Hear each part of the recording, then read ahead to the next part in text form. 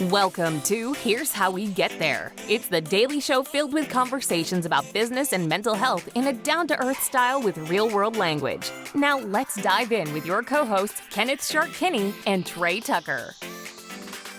All right, Shark, by now everybody knows about all the college protests over the... Oh, yeah, sorry, I forgot to fill you in.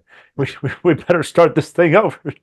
So, what do you think of the moves by the college leaders in all these different situations where the protesters have really caused a ruckus?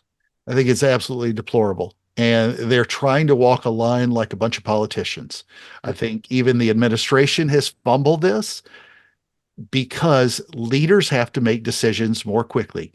Sometimes you have to be the adult in the room, even if you disagree with them. All of these protesters, which I get it, they want to protest something they truly care about. What worries me is I don't think that a lot of them truly care about it. A lot of them are wanting amnesty as well so that they can get jobs and not, face prosecution for these crimes, if you will, done on private property, many of them private property, even like UCLA, which is a state school.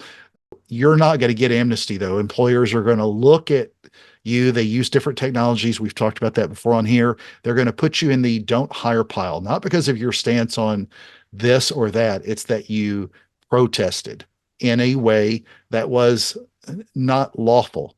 People have the right to protest, to speak up, but it has to be done, especially when you're on private property, in the ways that they approve for. You don't have a First Amendment right to take over a building at a private university in New York. And despite what people's thoughts are on the stance that the president have, half the time people don't even know what it is. These leaders should have taken action more quickly, because what we've also seen in this groupthink is there have been universities where I don't even know why it starts up at the University of blah, blah, blah in, North Dakota. Yeah. Did we need one in North Dakota, or is it just that they wanted to do what everybody else was doing? So it tends to be a lot of that. I don't know that it awoken new anger in them, or they would have done it 6 months ago, when all this stuff went on. So the biggest thing, though, is that these leaders need to squash this and take action, decisive action. You tell people what the rules are, and then you enforce the rules. When they don't tell them, they try to walk both lines because they're afraid to offend people, and then they don't take any action. It just creates greater chaos. And I think that even the president of the United States missed a real opportunity to bridge build here by not doing it. What are your thoughts? Fully agree. And I have to tout my University of Florida, who actually took the opposite approach. Oh, good. Another Exactly. topic to talk about the University of Florida. I knew you would love Gators. I knew you would love the chance. As soon as you started talking about the fact that these other college leaders were being passive, I said, nah, Florida, I was trying to find the quote from the spokesman, but the gist of the quote was, I think part of the literal direct quote was, these students knew the rules and they knew the consequences, and we have followed up in what we said we were going to do when you break the rules.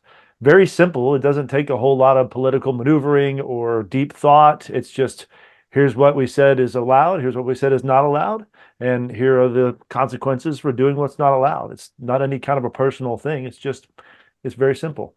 So yeah, taking the direct action, and also the emotion, kind of like you said, there's, whether it's North Dakota or whatever state it is, there's these copycats because people get worked up and maybe they want some publicity, or maybe they're just trying to work out angst about some other situation. But emotion never solves anything. You got to get into your rational brain, just to geek out on the psychology for a minute, because if somebody gets emotional, that's only going to cause their opposing party to get emotional and nothing gets done. So calmer heads are actually how to solve problems, because you can move closer to somebody who's calm and in a rational state. So yeah, these leaders have set a poor example. The students, unfortunately, aren't learning well, I'm sure a lot of the students are learning different lessons, but at least the protesting students, I'm not sure what lesson they're really learning here. Well, and as you notice, I don't think either of us have ever said on here or anywhere else that either one of us is pro-Israel or pro-Palestine or pro-Gaza or pro-Hamas or any of that stuff.